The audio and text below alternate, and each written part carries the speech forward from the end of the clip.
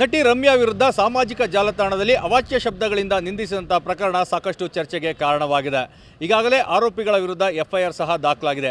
ಹಾಗಿದ್ರೆ ಕಾನೂನಿನಲ್ಲಿ ಇವರ ವಿರುದ್ಧ ಏನೆಲ್ಲ ಕ್ರಮಗಳನ್ನು ಕೈಗೊಳ್ಳಲಾಗ್ತದೆ ಈ ಬಗ್ಗೆ ಮಾತಾಡಲಿಕ್ಕೆ ಹಿರಿಯ ವಕೀಲರು, ಮೈಸೂರು ಜಿಲ್ಲಾ ವಕೀಲರ ಸಂಘದ ಮಾಜಿ ಅಧ್ಯಕ್ಷರಾದಂಥ ಜಿ.ವಿ. ರಾಮಮೂರ್ತಿ ನಮ್ಮ ಜೊತೆಗಿದ್ದಾರೆ. ಸರ್, ನಟಿ ರಮ್ಯಾ ಪ್ರಕರಣವನ್ನು ತಾವು ಗಮನಿಸಿದ್ರಿ, ಇದ್ರ ಬಗ್ಗೆ ಹಿರಿಯ ವಕೀಲರಾಗಿ ತಮ್ಮ ಅಭಿಪ್ರಾಯ ಏನು? ನಟಿ ರಮ್ಯಾರವರು ಕರ್ನಾಟಕದಲ್ಲಿ ಬಹಳ ಪ್ರಸಿದ್ಧವಾದ ನಟಿ ಹಾಗೂ ಮಾಜಿ MP ಆಗಿದ್ದವರು. ಅವರು ನ್ಯಾಯಾಲಯದಲ್ಲಿ ನಡೆಯುವ ಒಂದು ಪ್ರಕರಣದ ಬಗ್ಗೆ ತಮ್ಮ ಅಭಿಪ್ರಾಯವನ್ನು ವ್ಯಕ್ತಪಡಿಸಿದ್ರು.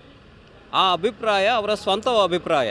ಅದರ ಬಗ್ಗೆ ಕೆಲವು ಕಿಡಿಗೇಡಿಗಳು, ಕೆಲವು ವ್ಯಕ್ತಿಯ ಹಿಂಬಾಲಕರು ಅಂತ ಹೇಳಿಕೊಂಡು ಅವರಿಗೆ ಅವಾಚ್ಯ ಶಬ್ದಗಳಿಂದ ನಿಲ್ಲಿಸುವುದು, ಅವರಿಗೆ ಅಶ್ಲೀಲವಾದ ಒಂದು ಭಾಷೆ ಉಪಯೋಗಿಸಿ ಮಾನಹಾನಿ ಮಾಡಿದ್ದಾರೆ. ಇದು ಖಂಡನೀಯ. ಈಗ ಕಾನೂನಾತ್ಮಕವಾಗಿ ಈಗ ಈ ರೀತಿ ಮಾಡಿದಂಥವ್ರಿಗೆ ಅವೆಲ್ಲ ಕ್ರಮಗಳಾಗ್ಬೋದು ಅಂತ.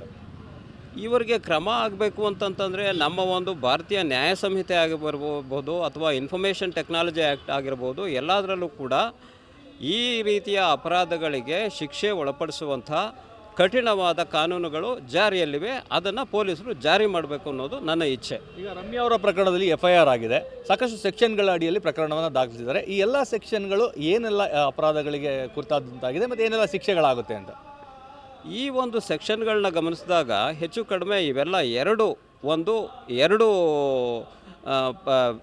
ವ್ಯಾಪ್ತಿಯಲ್ಲಿ ಬರ್ತದೆ. ಮೊದಲನೇದಾಗಿ ಅಬ್ಸಿನಿಟಿ ಅಂದರೆ ಅಶ್ಲೀಲವಾದ ಪದಗಳನ್ನ ಉಪಯೋಗಿಸೋದು, ಕೆಲವು ಚಿತ್ರಗಳನ್ನು ಕಳಿಸೋದು, ವಿಡಿಯೋಗಳು ಕಳಿಸೋದು, ಅಶ್ಲೀಲವಾದ ಭಾಷೆಗಳನ್ನು, ಮೆಸೇಜ್ಗಳನ್ನ ಕಳಿಸೋದು, ಯಾವುದರಲ್ಲಿ ಈ ಒಂದು ಸಾಮಾಜಿಕ ಜಾಲತಾಣದಲ್ಲಿ ಈ ರೀತಿ ಮಾಡೋದರಿಂದ ಒಬ್ಬ ವ್ಯಕ್ತಿಗೆ ಒಂದು ಮಾನಹಾನಿ ಆಗ್ಬೋದು, ಅವರಿಗೆ ಒಂದು ಹೆಣ್ಣು ಮಕ್ಕಳಿಗೆ ಅವರ ಅಸಭ್ಯವಾದ ವರ್ತನೆಯಿಂದ ಅವರಿಗೆ ನೋವಾಗ್ತದೆ ಈ ರೀತಿ ಮಾಡೋದು. ಅದೇನಾಗ್ತದೆ ಅಂತ ಸೆಕ್ಷನ್ 67 ಆಫ್ ಇನ್ಫಾರ್ಮೇಷನ್ ಟೆಕ್ನಾಲಜಿ ಆ್ಯಕ್ಟಲ್ಲಿ ಬರ್ತದೆ. ಎರಡನೇದಾಗಿ ಅಫೆನ್ಸಿವ್ ಲ್ಯಾಂಗ್ವೇಜ್ ಉಪಯೋಗಿಸೋದು, ಭಯಪಡಿಸೋದು, ಭೀತಿ ಪಡಿಸೋದು, ನಿಮಗೆ ಹೆದರಿಕೆ ಹುಟ್ಟಿಸೋದು ಮಾಡ್ತಾರಲ್ಲ, ಆ ಅಫೆನ್ಸಿವ್ ಲ್ಯಾಂಗ್ವೇಜನ್ನು ಯೂಸ್ ಮಾಡಿಸಿ ಅದ್ರ ಬಗ್ಗೆ ಮೆಸೇಜ್ಗಳನ್ನ ಕಳಿಸೋದು.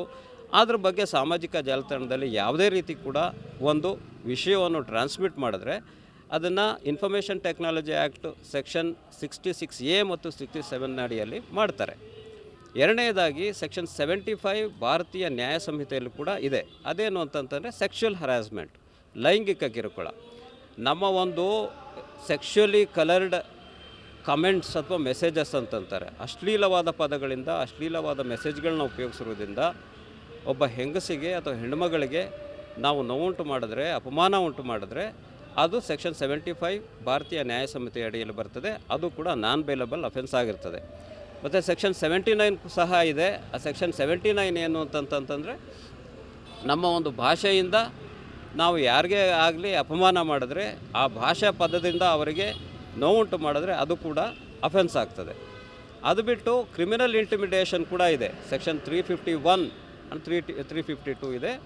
ಸೆಕ್ಷನ್ 351 ಕ್ರಿಮಿನಲ್ ಇಂಟಿಮಿಡೇಷನ್ ಪ್ರಕಾರ ನಮ್ಮ ಒಂದು ಭಾಷೆಯಿಂದ ಆಗಲಿ, ನಮ್ಮ ಚರ್ಯೆಯಿಂದ ಆಗಲಿ, ಅಥವಾ ನಮ್ಮ ಒಂದು ಸನ್ನೆಯಿಂದ ಆಗಲಿ, ನಮ್ಮ ವರ್ತನೆಯಿಂದ ಆಗಲಿ ಯಾವುದೇ ಒಬ್ಬ ವ್ಯಕ್ತಿಗೆ ಭಯ ಉಂಟು ಮಾಡೋದು, ಅವನಿಗೆ ಮನಸ್ಸಲ್ಲಿ ಭೀತಿ ಉಂಟು ಮಾಡೋದು ಮಾಡಿದ್ರೆ ಅದು ಈ ಒಂದು ಸೆಕ್ಷನ್ ಅಡಿಯಲ್ಲಿ ಬರ್ತದೆ. ಸೆಕ್ಷನ್ 352 ಕೂಡ ಹಾಕಿದ್ದಾರೆ.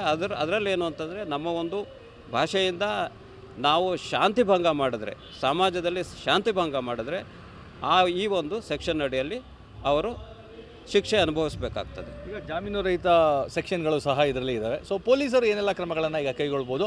ನ್ಯಾಯಾಧೀಶರ ಮುಂದೆ ಆರೋಪಿಗಳನ್ನ ಹಾಜರುಪಡಿಸ್ತಾರಾ? ಏನೆಲ್ಲ ಪ್ರೊಸೀಜರ್ ಆಗುತ್ತೆ ಅಂತ? ಜಾಮೀನು ರಹಿತ ಪ್ರಕರಣಗಳಿರೋದರಿಂದ ಪೊಲೀಸ್ನವರು ಮೊದಲನೇದಾಗಿ ಅವ್ರನ್ನ ಟ್ರೇಸ್ ಔಟ್ ಮಾಡಬೇಕು. ಈ ಒಂದು ಸಾಮಾಜಿಕ ಜಾಲತಾಣದಲ್ಲಿ ಕೆಲವರು ತಮ್ಮ ಒರಿಜಿನಲ್ ನೇಮನ್ನಾಗಲಿ, ಒರಿಜಿನಲ್ ಚಿತ್ರಗಳನ್ನಾಗಲಿ ಅಪ್ಲೋಡ್ ಮಾಡಿರಲ್ಲ. ಮೊದಲನೇದಾಗಿ ಯಾರು ಇದನ್ನು ಮಾಡಿರೋದು ಅಂತ ಮೊದಲು ಕಂಡುಹಿಡಿದು ಪೊಲೀಸ್ನವರು ಅವರನ್ನು ಬಂಧಿಸಿ ತನಿಖೆಗೆ ಒಳಪಡಿಸಿ ಅವರನ್ನು ನ್ಯಾಯಾಧೀಶರ ಮುಂದೆ ಹಾಜರುಪಡಬೇಕಾಗ್ತದೆ.